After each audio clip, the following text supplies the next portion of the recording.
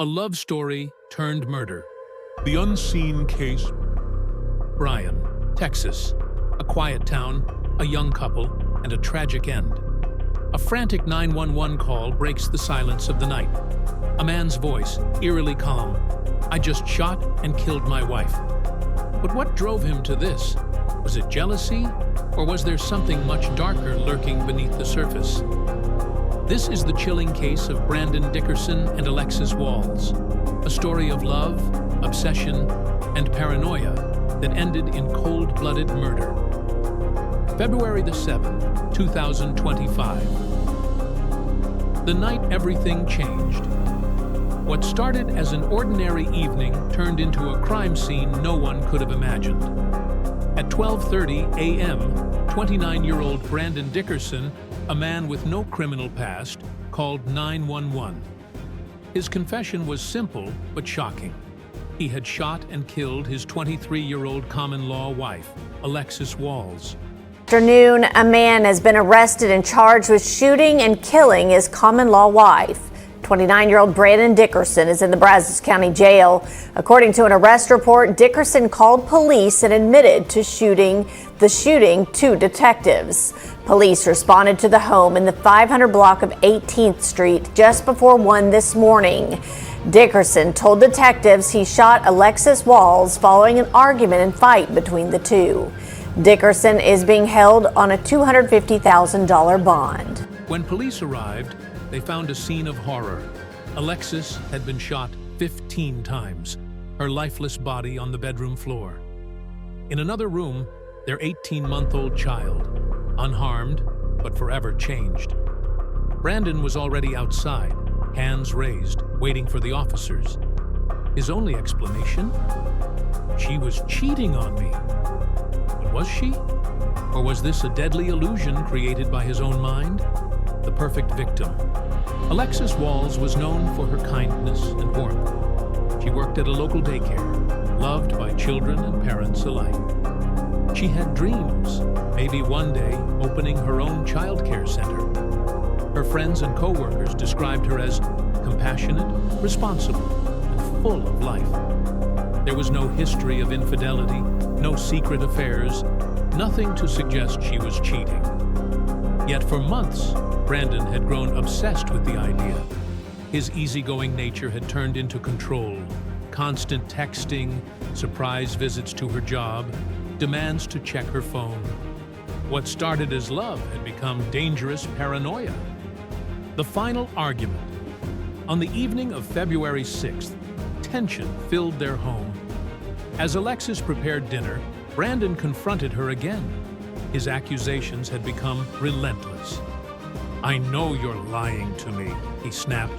"Who is he? Tell me the truth." Alexis, exhausted, tried to calm him. "Bryan, I'm not cheating. You have to stop. We have a child. Please, just let this go."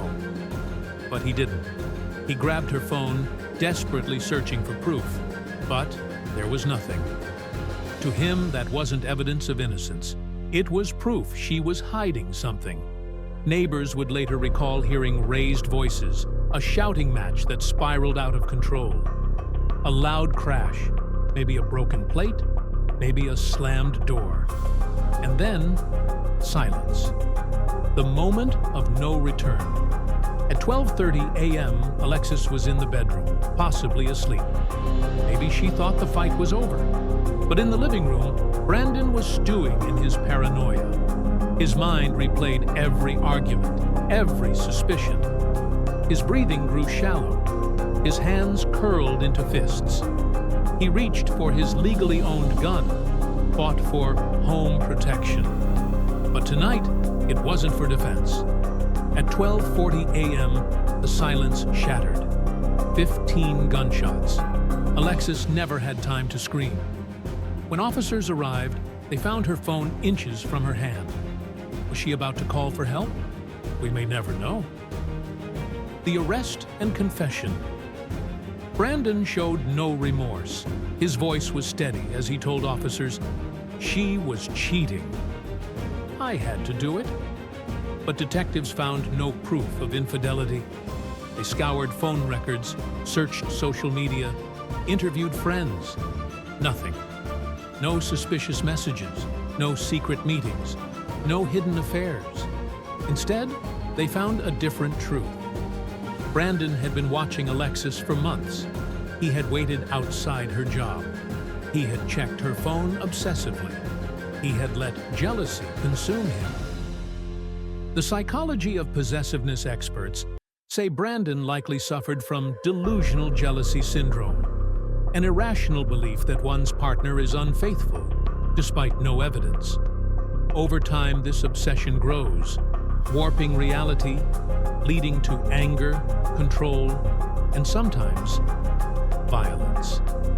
Was Brandon's jealousy triggered by something real?